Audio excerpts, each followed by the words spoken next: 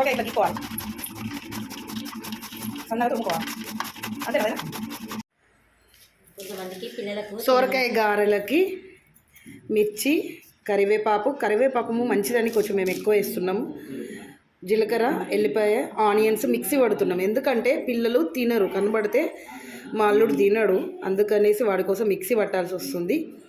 ఈ పేస్ట్ని చక్కగా ఆ పిండిలో వేసి కలుపుతాం. అన్నీ గ్రైండర్లో వేసి తగినన్ని వేసుకోవాలి పిండికి తగ్గట్టు. మాకు ఇది ఒక ½ కేజీ ఉంటుందా అదేనా పిండి? పిండికి తగ్గట్టు మిర్చి, సరిపడంత మిర్చి, సరిపోయేంత ఉప్పు కూడా వేసుకోవాలండి. ఉప్పు మర్చిపోవద్దు. పెద్ద సొరకాయ అయితే దాంట్లో సగం సొరకాయ కట్ చేసినాము, అంటే తరిగినాం, సగం సొరకాయనే తరిగినాం, పిండికి తగ్గట్టు సొరకాయ అన్నట్టు.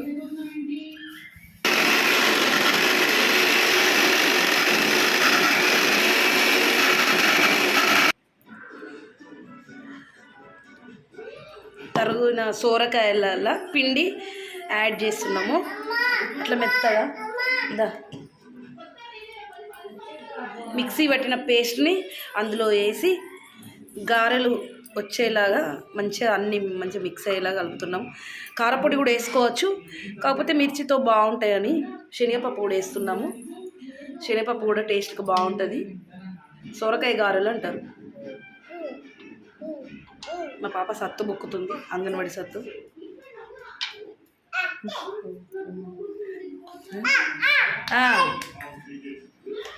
కొంచెం ముఖానికి కూడా పూసుకుంది చక్కగా. వాళ్ళ అత్తకి చెప్తుంది ఎట్లా చేయాలి అనేసి. ఒకట్లా అదట బొబ్బలాట అమ్మ, చక్కగా కలుపుకోవాలి ఇవన్నీ.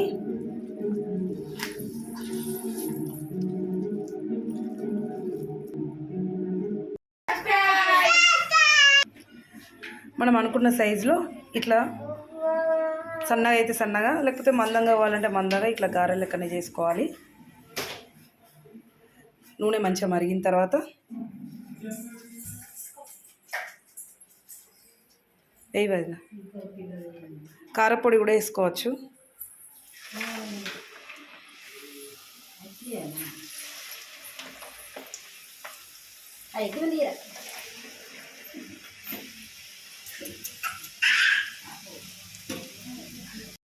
మీకు కరకరలాడంటే కరకర, కొందరు ముసలి వాళ్ళు ఉంటే మెత్తగా కావాలంటే మెత్తగా కూడా వేసుకోవచ్చు.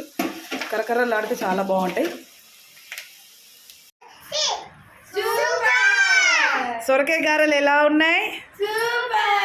ఛానల్ సబ్స్క్రైబ్ చేసుకోమని.